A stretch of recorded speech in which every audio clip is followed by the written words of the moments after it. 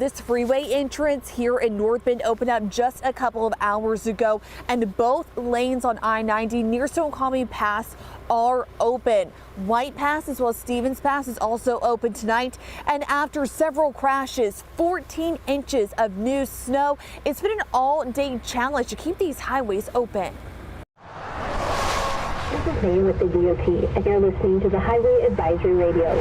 Snoqualmie Pass is currently closed in both directions. Eastbound is closed at milepost 34 near North Bend, and westbound is closed at milepost 70 near Easton. Oh, it's pretty dangerous. I mean, I can say that sometimes you don't know if you're going to make it home or not. It's kind of scary at moments. Pedro Garcia has been driving through the pass for 3 years. This year, it's been a pretty rough year.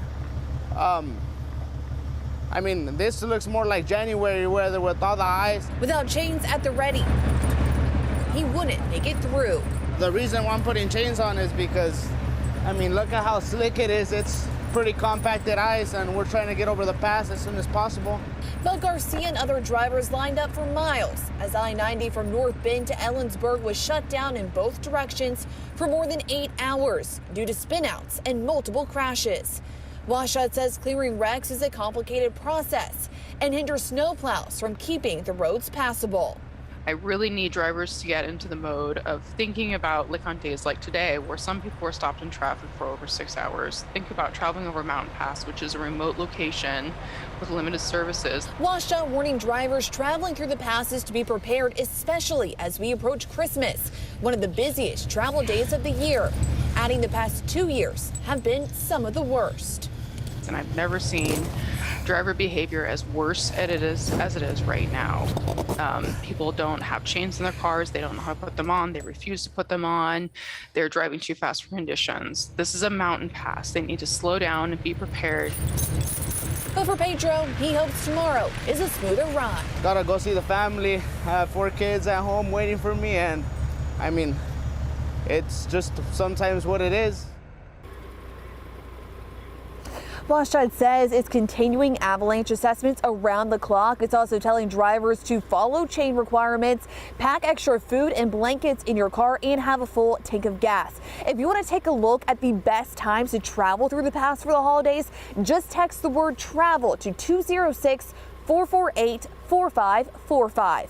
For now, live in North Bend, Julie Calhoun, King 5 News. Thank you, Julie. And on the east side, some icy roads in places like Bellevue and Sammamish sent cars careening down hilly neighborhoods. King 5's Maddie White joining us live with details. So, Maddie, how are things looking tonight?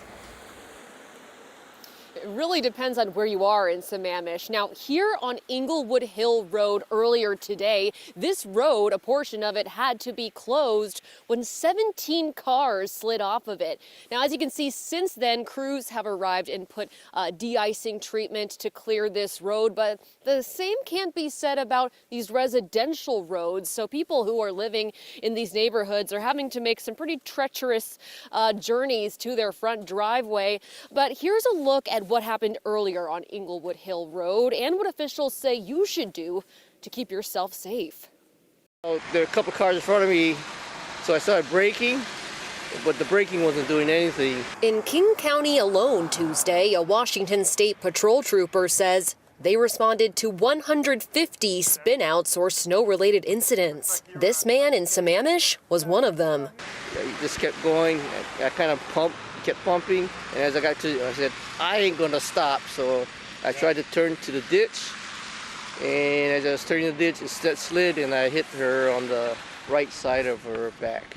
No major injuries in any of the spinouts, including this one. Still, Clayton Wong is not the only one struggling with slippery slopes on the east side. Problems persisted into the night on some residential roads. Road is still pretty slippery. It's very dangerous. So unless someone cleans it, it's really dangerous to drive. At least in Sammamish area, because it's a lot of hills up and down. He and his family are getting the itch to go outside. It's a holiday season. I want to go to the shopping. I want to move around. But for now, they're staying at home. I'm working from home most of the time. Same goes for one Amazon employee who'd previously planned to have an in-person office meeting with colleagues. Woke up on Monday realizing, yeah, that's not going to happen. So I figured, being cautious is better. King County Road Services Division says that is a good idea heading into the rest of the week. Temperatures are going to drop. In fact, temperatures are dropping as we speak. Advising to stay off the roads altogether so that if nothing else, you can avoid regretting it later. If I just waited a little while, maybe I'd been okay.